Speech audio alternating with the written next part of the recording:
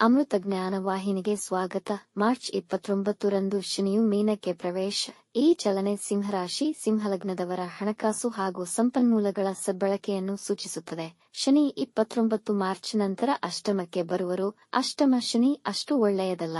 ನಿರ್ಣಯ ತೆಗೆದುಕೊಳ್ಳುವಲ್ಲಿ ಸಮಸ್ಯೆಗಳು, ಕೆಟ್ಟ ಜನರ ಸಹವಾಸ, ಸುಗಮವಾಗಿ ನಡೆಯುತ್ತಿದ್ದ ನಿಮ್ಮ ವೃತ್ತಿಪರ ಕೆಲಸಗಳಲ್ಲಿ ಎನ್ಕ್ವೈರಿ ನಡೆಯಬಹುದು, ಅವಮಾನಗಳಾಗಬಹುದು. ಸಿಂಹರಾಶಿಯವರು ಮಾನ ಪ್ರತಿಷ್ಠೆ ಗೌರವವನ್ನು ಅಪೇಕ್ಷಿಸುವವರು, ಆದರೆ 8ನೇ ಮನೆಯ ಶನಿ ಅವಮಾನಗಳನ್ನು ತಂದೊಡ್ಡುವರು. ಹಾಗಾಗಿ ಮನಸ್ಸಿಗೆ ಹೆಚ್ಚಿನ ಘಾಸಿಯಾಗುವುದು. ಧನಹಾನಿ, ಮಾನಹಾನಿ, ಕಣ್ಣು, ಕಾಲಿನ ಮತ್ತು ಗುಪ್ತಾಂಗಗಳಲ್ಲಿ ಸಮಸ್ಯೆಗಳಾಗುವ ಸಾಧ್ಯತೆ ಇದೆ. ವೃತ್ತಿಯಲ್ಲಿ ಸಮಸ್ಯೆಗಳು ಕಾಣುವುದು, ನಿಮ್ಮ ಮಾತಿನಲ್ಲಿ ಕಟುತನ, ಹಣಕಾಸಿನ ವಿಷಯಗಳಲ್ಲೂ ಸಮಸ್ಯೆ, ಮಾಡುತ್ತಿರುವ ಕೆಲಸಗಳ ಮೇಲೆ ನಿಮ್ಮ ಹಿಡಿತ ಕಳೆದುಕೊಳ್ಳಬಹುದು. ಮಕ್ಕಳೊಂದಿಗೆ ಜಗಳಗಳಾಗುವ ಸಂಭವವಿದೆ.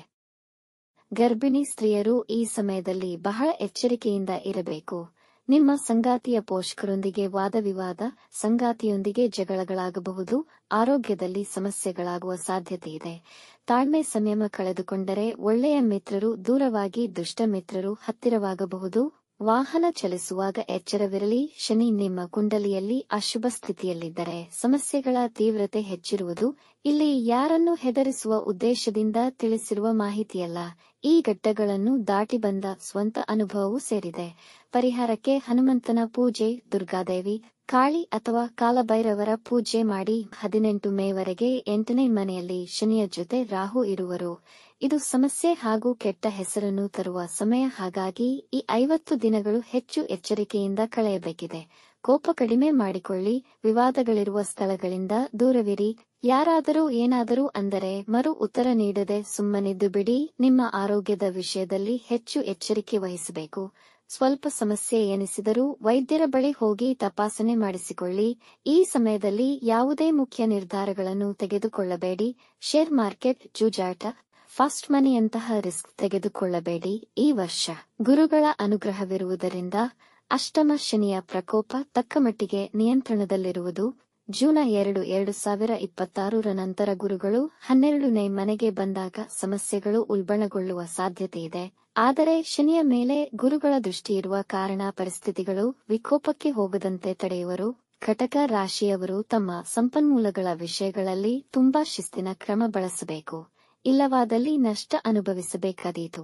ವೃತ್ತಿ ಜೀವನದಲ್ಲಿ ನೀವು ಯಾರನ್ನೂ ಅವಲಂಬಿಸಲಾಗದ ಪರಿಸ್ಥಿತಿ ನಿರ್ಮಾಣಗೊಳ್ಳುವುದು. ನಿಮ್ಮ ಮೇಲಧಿಕಾರಿಗಳು ಹಾಗೂ ಸಹೋದ್ಯೋಗಿಗಳಿಂದ ಸಮಸ್ಯೆಗಳು ಬರುವ ಸಾಧ್ಯತೆಯಿದೆ. ಆದಾಯ ಕಮ್ಮಿಯಾಗುವುದು. ನಿಮ್ಮ ಮಾತಿನ ಮೇಲೆ ನಿಯಂತ್ರಣವಿರಲಿ. ಸಂಗಾತಿಯೊಂದಿಗೆ ವಾದಗಳಿಗೆ ಹೋಗುವುದನ್ನು ತಪ್ಪಿಸಿ. ಇಲ್ಲದಿದ್ದಲ್ಲಿ ಬಿರುಕುಂಟಾಗುವುದು. ವ್ಯಾಪಾರಗಳಲ್ಲಿ ಹೂಡಿಕೆ ಮಾಡಲು ತೀರ್ಮಾನಿಸುತ್ತೀರಿ. ಆದರೆ ಸ್ವಲ್ಪ ಸಮಯ ಅಂದರೆ ಮೇ 2025ರ ನಂತರ ನಿರ್ಧಾರಗಳನ್ನು ತೆಗೆದುಕೊಳ್ಳಿ. ಕೆಲಸದಲ್ಲಿ ಸ್ಪರ್ಧೆ ಇರುತ್ತೆ. ನಿಮ್ಮ ವಿರೋಧಿಗಳು ಬಲಶಾಲಿಯೇ ಆಗಿರುತ್ತಾರೆ.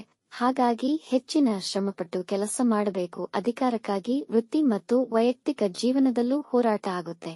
ಹಾಗಾಗಿ ನಿಮ್ಮ ನಿಯಂತ್ರಿಸುವ ವರ್ತನೆಯ ಮೇಲೆ ನಿಗಾ ವಹಿಸಿ. ಈ ಸಮಯದಲ್ಲಿ ನೀವು ನಿಮ್ಮ ಜೀವನ ಶೈಲಿಯಲ್ಲಿ ಶಿಸ್ತಿನ ಮತ್ತು ಕ್ರಮಬದ್ಧತೆಯ ಕಡೆ ಗಮನಹರಿಸಿ. ಆಹಾರ ವಿಷಯದಲ್ಲಿ ಸಮತೋಲತೆ ಕಾಪಾಡಿಕೊಳ್ಳಿ. ಕುಂಡಲಿಯಲ್ಲಿ ಶನಿಯು ಶುಭನಿದ್ದರೆ ಈ ಸಮಯ ಪಿತ್ರಾರ್ಜಿತ ಹಾಗೂ ಪೂರ್ವಾರ್ಜಿತ ಆಸ್ತಿಯ ವಿಷಯದಲ್ಲಿ ಲಾಭವಾಗುವುದಲ್ಲದೆ ಅಷ್ಟಮ ಶನಿಯ ಪ್ರಭಾವ ಹೆಚ್ಚಾಗಿ ಬಾಧಿಸುವುದು. ಗುಪ್ತ ವಿದ್ಯೆ, ಮಂತ್ರ ಸಾಧನೆ ಹಾಗೂ ಆಧ್ಯಾತ್ಮದಲ್ಲಿ ತೊಡಗಿಸಿಕೊಳ್ಳಲು ಸಮಯ ಉತ್ತಮವಾಗಿದೆ. ಪರಿಹಾರ: ಹನುಮನ ಪೂಜೆ ಅಥವಾ ನಿತ್ಯ ಹನುಮಾನ ಚಾಲೀಸ ಪಠಿಸಿ. ದಾನ ಧರ್ಮಗಳನ್ನು ಮಾಡಿ. ಗೋವಿನ ಸೇವೆ ಶ್ರೇಯಸ್ಕರ. ಪೌರಕಾರ್ಮಿಕರಿಗೆ ಮತ್ತು ವೃದ್ಧರಿಗೆ ನಿಮ್ಮ ಕೈಲಾದ ಸಹಾಯ ಮಾಡಿ. ವೀಕ್ಷಿಸಿದ ತಮಗೆ ಧನ್ಯವಾದಗಳು. ಮಾಹಿತಿ ಇಷ್ಟವಾದಲ್ಲಿ ನಮ್ಮ ಚಾನೆಲ್ ಅನ್ನು ಸಬ್ಸ್ಕ್ರೈಬ್ ಮಾಡಿ, ಲೈಕ್ ಮತ್ತು ಶೇರ್ ಮಾಡಿ. ತಪ್ಪದೆ ಬೆಲ್ ಐಕಾನ್ ಪ್ರೆಸ್ ಮಾಡಿ.